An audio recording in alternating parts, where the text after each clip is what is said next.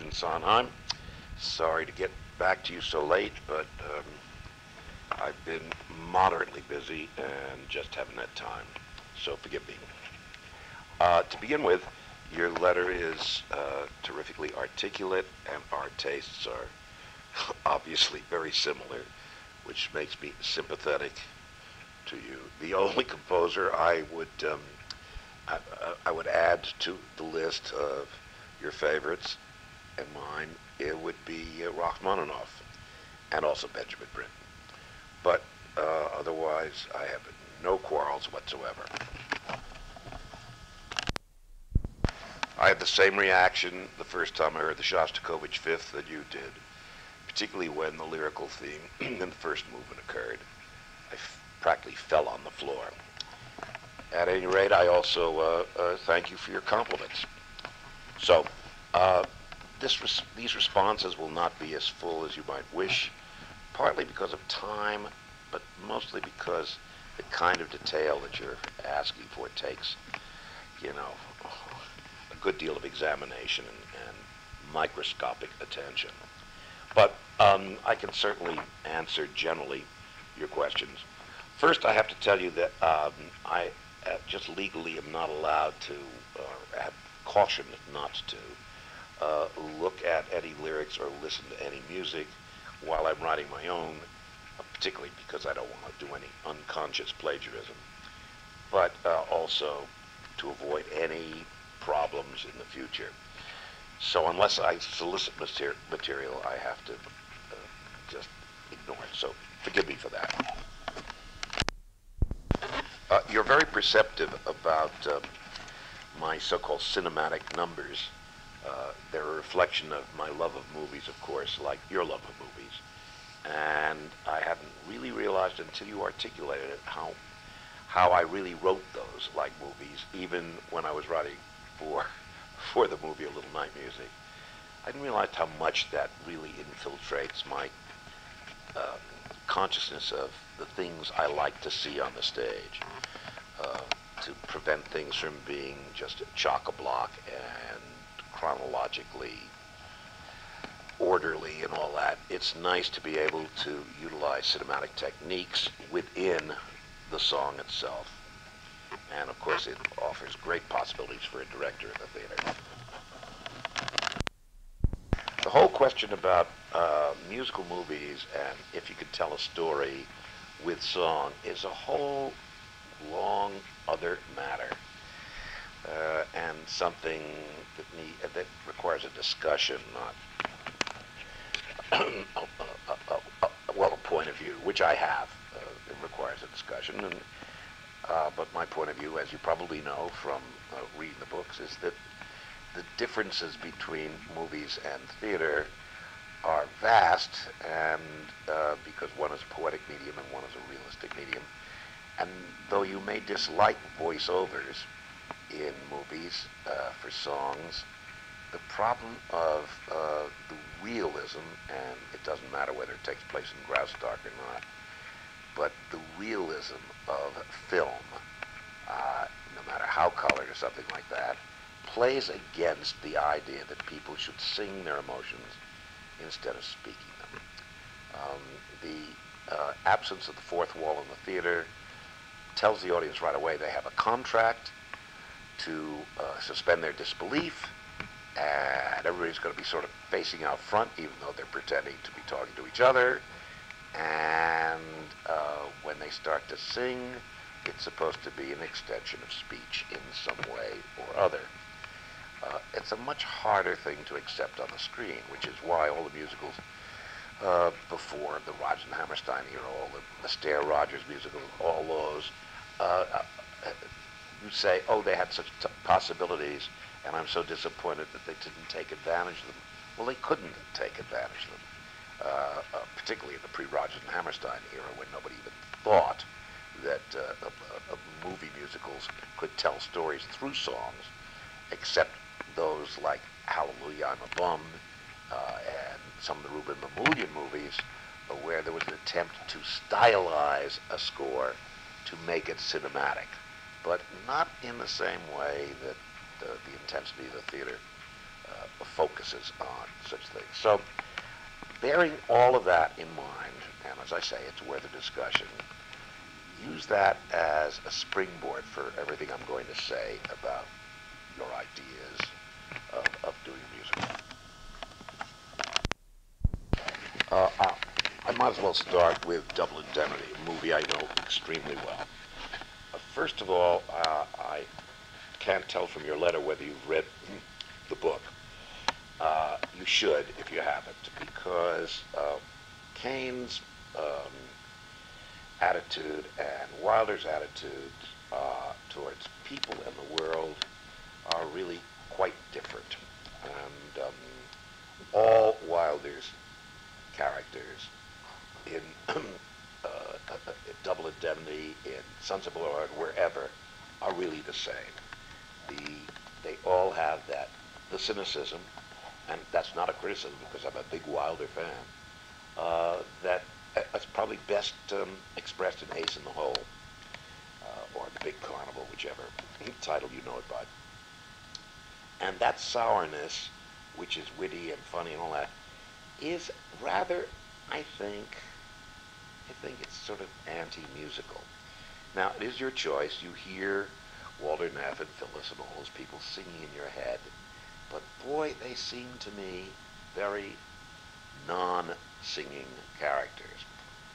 I mention it not just as a matter of, well, you like red and I like blue. I think you're going to find that rhyming what they say is going to flatten out the flavor of their speech.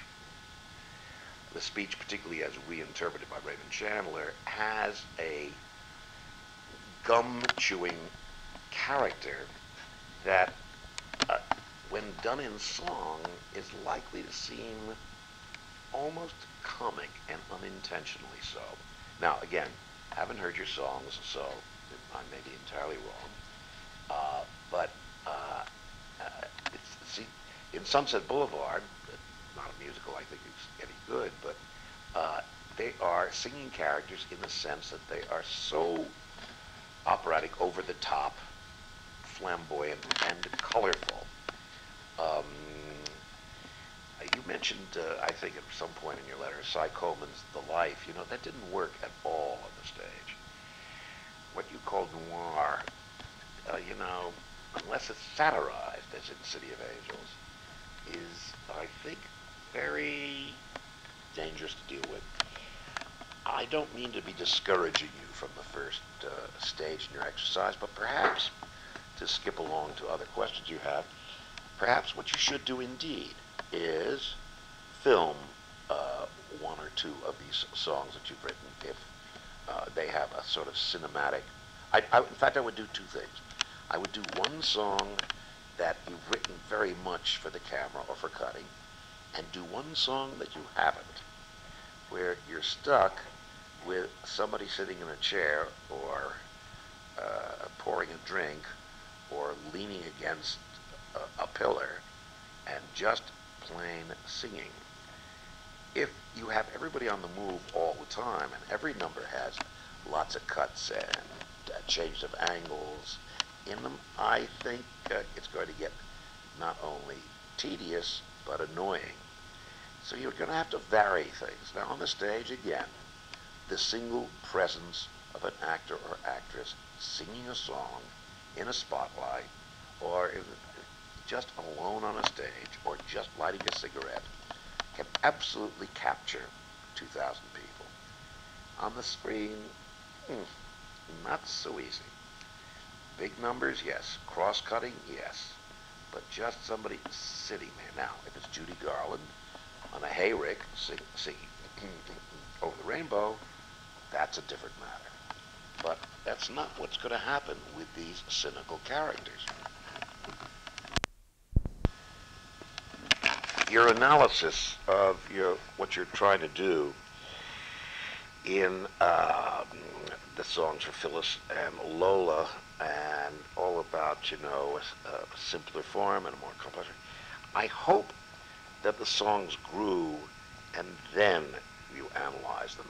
I hope that you didn't sit down and say, aha, I will make a simple form for Lola and I will make a simple, a complex form for Phyllis. That kind of intellectualization only works in retrospect. And so if you didn't write it out of your theatrical and dramatic and songwriting instinct, gotta say, if that was not the first thing, if the first thing was the thought, watch out. Try to let it come from whatever part of your head is not thinking like the analyst who looks at it when it's all over. Let me go on to your choice of jazz inflected for the score. I'd like to know why. What do these characters have to do with jazz? First of all, they're all sort of upper middle class people in sort of respected professions. I don't think anyone listens to music, as a matter of fact. Maybe they do. Now, perhaps you're updating this to today, in which case it's not jazz I think they'd be listening to. I think some other kind of pop music perhaps, but you know, these are 40-some-odd-year-old people, or they're in their 30s, and if it's back in the Billy Wilder time, it ain't jazz they're listening to. They're just not that, they don't have any ravishness to them. This is all about the breaking of improprieties. If you really want to use jazz, then I would think the young people, Lola, might have a jazz feeling, but I wouldn't say that it's a jazz-inflected score in advance, or a noir score either. It's got to be about the emotionality, not about the atmosphere. Noir is very much, as you know, created by photography. So, a noir musical is not a noir film at all. They're just different.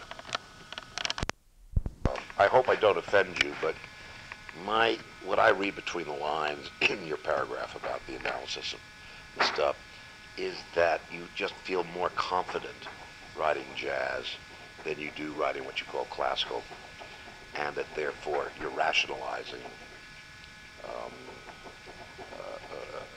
a so-called jazz-inflected score. But I may be wrong. At any rate, if you have a reason, then you have a reason. As for your general questions, the first one is, if you really are intent on writing musicals for movies, then I absolutely would take a play, as say the third exercise, and adapt it into a movie musical, but start from the theater. And otherwise, no, just keep adapting movies. You said, number two, how much adapting of the script should I do? That, obviously, there's no answer to that. You do as much as you think is necessary to make it a musical movie, as opposed to a non-musical movie, or whatever. As far as orchestration goes, it's probably a good idea, if you can, to orchestrate them. I think it's much more important in that way than it is in the theater. The theater, all you want is an excellent orchestrator who has a dramatic sense. Of course, there are only two of them in this country, but nevertheless, if you know what you want in an orchestra, I'm not even sure that you should go to all the trouble and time and expense of that. Also, songs naked on a piano without the masks and disguises and frou-frou coloration of orchestration are standing there, you'll forgive me, naked, and their quality alone is what has to carry the scene, the mood, the singer, whatever. So as I speak, I think it probably is more useful for you not to orchestrate. As for your other commitments, I can't answer that. I didn't have any other commitments except college, which was for me a breeze and didn't take much time. But actually, I spent all the writing time for those exercise musicals were in the summer. That is to say, I took 3 months and worked on each one. I never worked on them in college. There was just too much distraction. It wasn't that I was too busy. It was just pleasuring myself. As for filming the numbers, as I said before, I think it's probably a good idea, since that's the medium you want to make effective. So do one that you wrote with every Baz Luhrmann cut you could think of, and then do one that is just a song. As for myself, I still write mostly at the piano. The older I get, the more I write away from it, but I rarely, if ever, write an accompaniment away from the piano. That comes from the fingers. I can sometimes hear it in my head, but I really have to go over to the piano and make it and see if the arpeggio I'm thinking of or the cluster chord I'm thinking of really is what I'm hearing on the piano.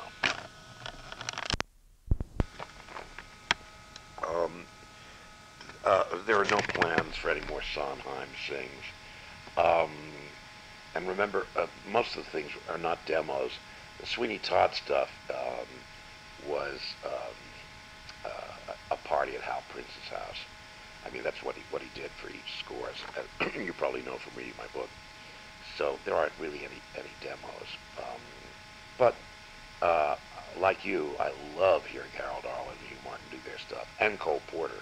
If you haven't heard those are also wonderful.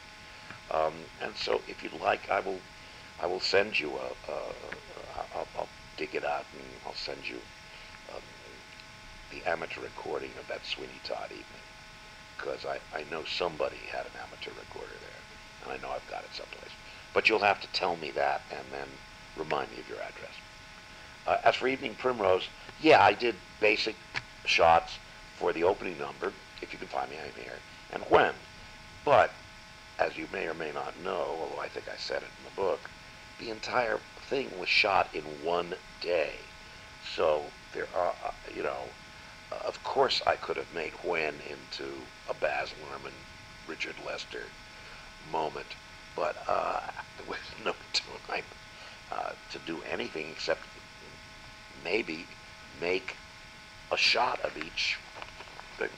I directed Tony Perkins at one point to do something. I thought, this is why I shouldn't be a director. I said, don't look directly at the camera. You've got to look around the store.